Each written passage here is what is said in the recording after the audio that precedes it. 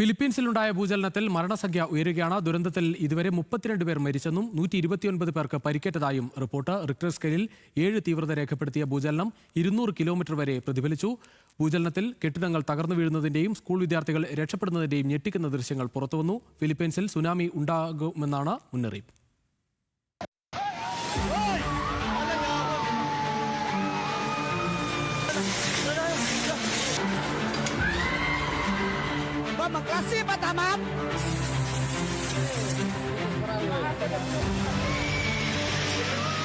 ദക്ഷിണ ഫിലിപ്പീൻസിലെ സരംഗാനി പ്രവിശ്യയിലെ അലാബൽ നഗരത്തിൽ ജനജീവിതം സാധാരണ നിലയിലാകുന്നതേ ഉണ്ടായിരുന്നുള്ളൂ.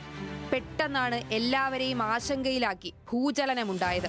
കിഴക്കൻ ഏഷ്യൻ ദ്വീപ് രാഷ്ട്രമായ ഫിലിപ്പീൻസിൽ പ്രാദേശിക സമയം 8:30ഓടെയാണ് റിക്ടർ സ്കെയിലിൽ 8 തീവ്രത രേഖപ്പെടുത്തി ഭൂചലനം ഉടലെടുക്കുന്നത്.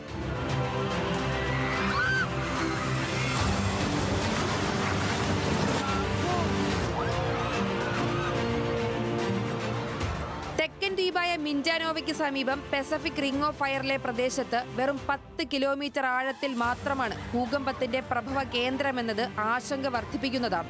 6.5 രേഖപ്പെടുത്തിയ തുടർ ചലനത്തിലും 5 പേർക്ക് ജീവൻ നഷ്ടമായി. നിരവധി പേർക്ക് പരിക്കേറ്റു.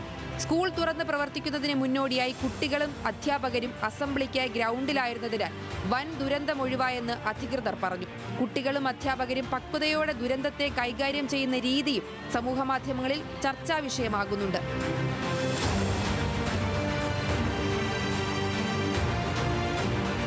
ഫിലിപ്പീൻസ് കൂടാതെ Indonesia, Palau, Taiwan, Papua New Guinea തീരപ്രദേശങ്ങളും സുനാമി ഭീഷണിയിലാണ്.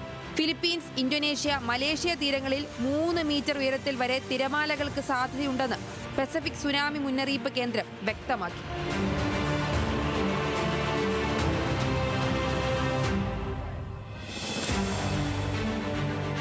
പ്രകൃതി പ്രതിഭാസങ്ങളോട് പൊരുത്തപ്പെട്ട് ജീവിക്കുന്ന ദ്വീപ് ജനതയുടെ വൈദഗ്ധ്യം കൊണ്ട് ഇപ്പോഴത്തെ ദുരന്തത്തെയും അതിജീവിച്ച് പുതുതീരം തൊടുമെന്ന് പ്രത്യാശിക്കുകയാണ് ലോകം.